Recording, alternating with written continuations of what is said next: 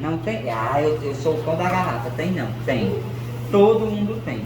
Baixe sua imunidade para você ver. Ela vai surgir na boca. Onde for mucosa e úmido, ela aparece. Então, quando a gente vive em equilíbrio, nosso corpo vive bem, né? Igual o desarranjo intestinal. Todo mundo tem bactéria para causar e as que não causam, né? Então, vive em equilíbrio, elas vivem se dando bem. Quando há um desarranjo, que as bactérias que fazem bem para o nosso corpo morrem, aí a gente desarranja total, né? Muita gente toma antibiótico e depois tem diarreia. Por quê? Deu uma desequilibrada, matou as bactérias boas também, vai todo mundo. Então, onde é que essas bactérias vão ficar mais, né?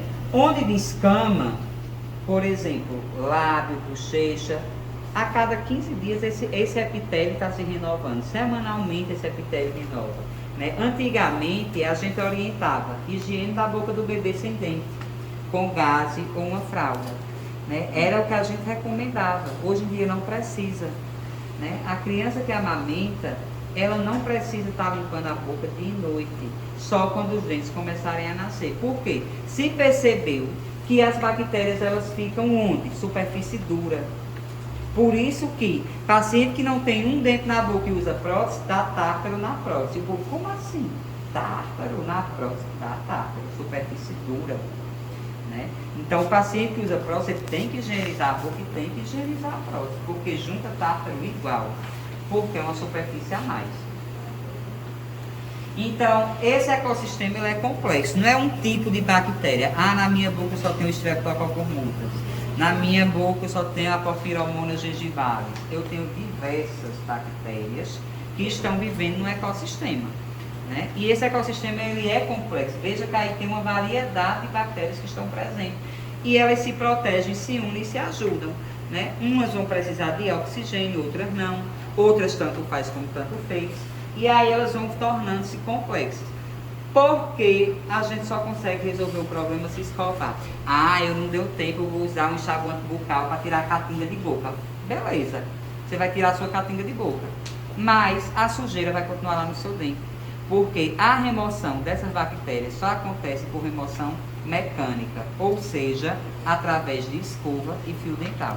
Se você não fizer o movimento, as bactérias vão continuar lá, coladas no seu dente. Preste atenção. Quando a gente vai no dentista, que faz aquela limpeza, o dente fica bem lisinho.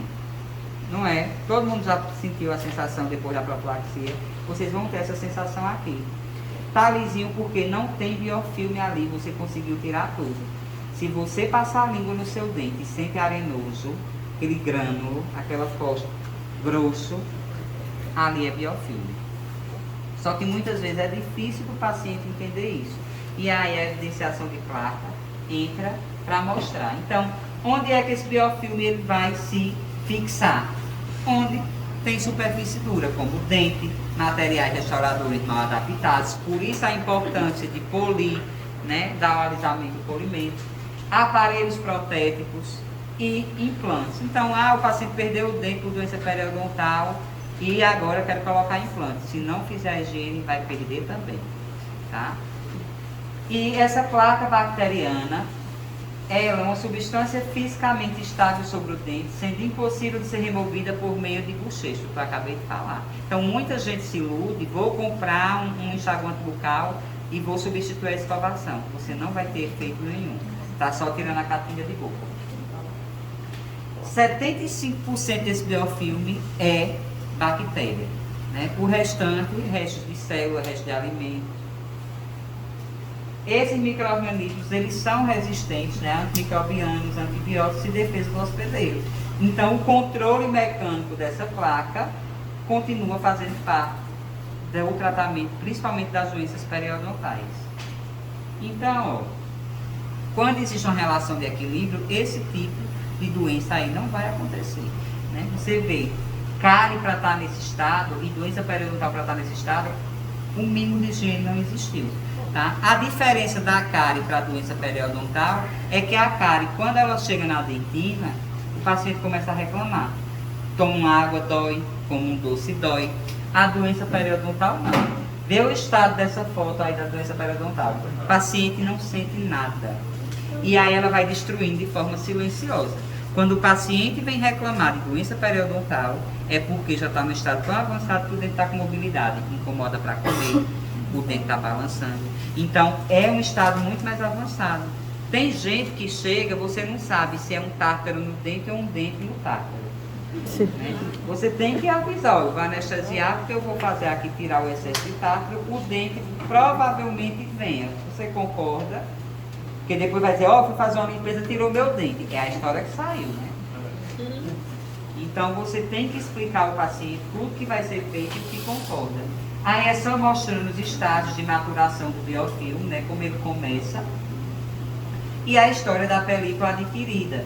Né? O que é essa película adquirida? Quando a gente escova, é uma camada, né, de polissacarídeos que vai se formando ali, que a bactéria ela não vai fixar no dente, ela precisa de um velcro. E essa película adquirida é esse velcro, que fixa essas bactérias lá. E a escovação, toda vez que você faz, você destrói, desorganiza o biofilme. Por isso que se diz que tem que escovar a cada, pelo menos 3 vezes ao dia, porque leva tempo para ficar maduro esse biofilme. Se você vai lá, imagina um formigueiro, começa a fazer, você vai lá, destrói, tem que começar tudo de novo. E assim é essa sequência ao longo do dia. Por isso que se recomenda essa escovação de no mínimo 3 vezes. É só mostrando um pouquinho essas tabelas da diferença do biofilme supragengival, ou seja, acima da gengiva, e subgengival. Né? O supragengival, eles vão fermentar carboidrato e ficam firmemente aderidos à superfície do dente. Esses aí, né, podem causar cárie e gengivite. Então, por isso, dieta rica em açúcar. O supragengival vai adorar, vai causar cárie, porque eles fermentam carboidratos. O subgengival, por sua vez, eles vão ter uma aderência menos pronunciada no dente, mas eles estão, ó, a fonte de energia deles, proteolíticas. Por isso que eles destroem periodonto. O que é que tem osso e gengiva e ligamento periodontal? Colágeno, proteínas diversas. Então, eles vão se alimentando disso, né? Dessas proteínas, consequentemente, a destruição óssea. Então, a doença periodontal, ela vai destruindo o osso. Onde tem tártaro, ali biofilme, as bactérias estão nessa constante briga com o corpo humano e vai lá, nessa destruição, sistema de defesa com as bactérias, começa a destruir o osso. E o paciente vai perdendo cada vez mais osso. Perdeu, não volta mais. Tá? Uma vez que se foi, aí vão ter que ser outros tratamentos regenerativos, que é outra coisa. Então, o que é normal? Aquela história. Se a gente sabe o que é normal, a gente, o que vê diferente, vai saber investigar, que é o que a gente tem que fazer.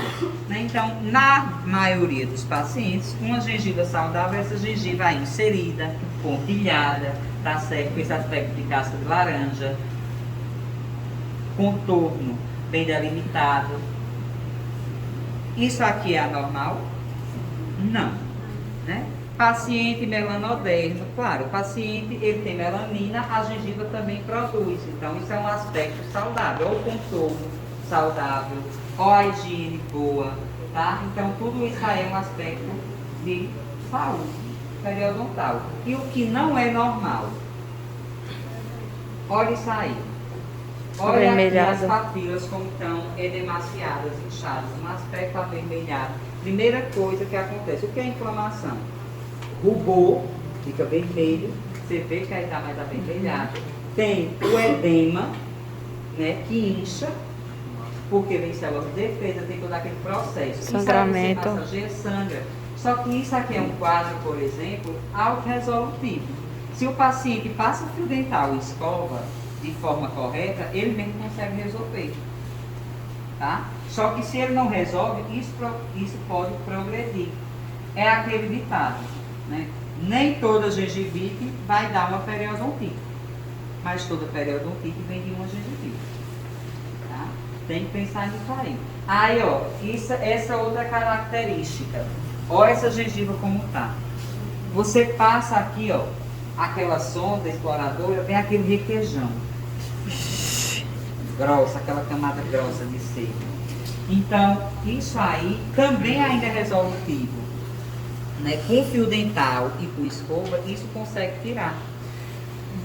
Imagina, visualmente eu estou vendo isso. Né? Isso é fácil de mostrar. Isso aí a gente mede pelo índice de placa visível, que eu estou vendo. Mas para o paciente, tem essa substância que a gente consegue colocar, que evidencia mais ainda. Ela só vai corar onde tem bactéria. Se não tiver bactéria, não cora. Então, olha isso aí. Isso é normal? Agora, não é uma resposta normal para uma gengivite. Provavelmente, esse paciente aí tem algum problema de saúde. Ou ele é transplantado e toma imunossupressor, ou ele toma algum remédio anticonvulsivante, ou ele toma algum remédio para pressão, que são os chamados bloqueadores de canais de cálcio. Então, isso aqui você tem que investigar, se você já conhece da anamnese. Se ele aparece com esse quadro, isso não é só a questão do biofilme de doença periodontal, isso é uma hiperplasia gengival causada por alguma coisa. É uma questão hormonal, tem algumas condições hormonais que causam isso. Tem algumas síndromes que causam isso. Então você tem, na anamnese você já puxou de onde vem isso aí. Porque naturalmente isso não é normal, esse crescimento hiperplásico da gengiva. Tá? Alguma coisa tem que investigar aí por trás. Olha isso aí. Né? Gengiva inflamada, olha a quantidade de biofilme. Eu me arrisco a dizer que é um paciente fumante, né? Pelas características da pigmentação do biofilme. Vocês vão ver. O paciente, não necessariamente ele chega com a catinga de nicotina, mas quando você abre a boca, tem lá manchas de nicotina, principalmente na região do palato, palatina, lingual dos dentes. Então você sabe, você pergunta, o paciente fala, vê a foto, bate o olho, fuma. O lábio queimado. O lábio queimado. Exatamente. Então tem várias características. Se você não remove esse biofilme, ele vai calcificar, ele vai mineralizar, tá? Nesse estado mineralizado, você já não consegue tirar em casa.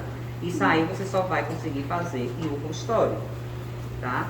Só que isso aqui já começa, é uma inflamação crônica, começa a destruir. Você vai ver depois que você tira, que a gengiva cicatriza, o paciente já perdeu um pouco de gengiva.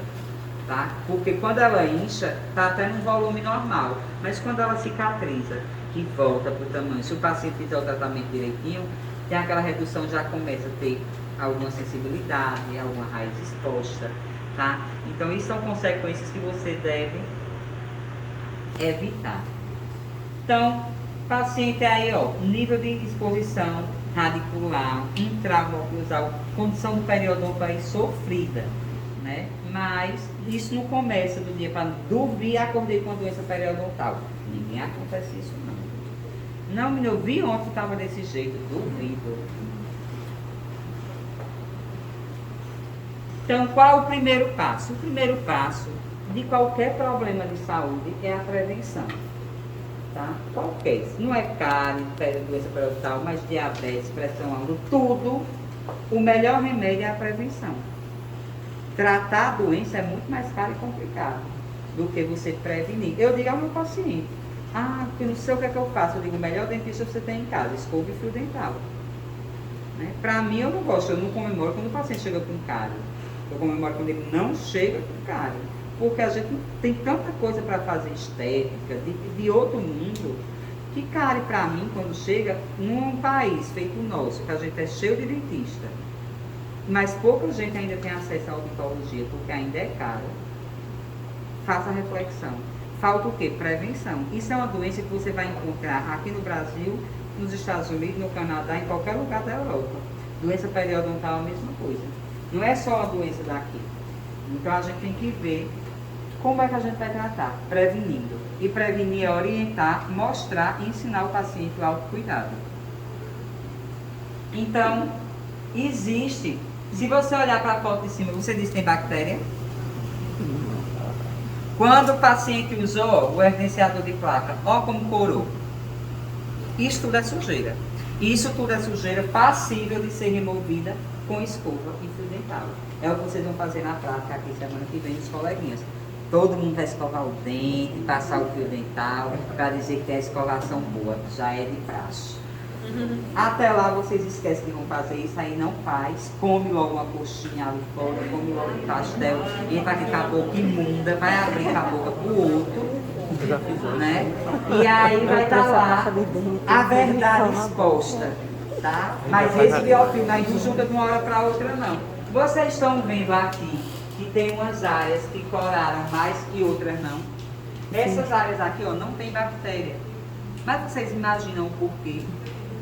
É a área que entra em contato com o alimento. Então, o alimento, na hora que você morde, principalmente uma alimentação fibrosa, maçã, coisa dura, carne dura, ela sai limpando. O alimento ele tem essa função também de meio que limpar. Só que, ó, tem áreas que o alimento não encosta.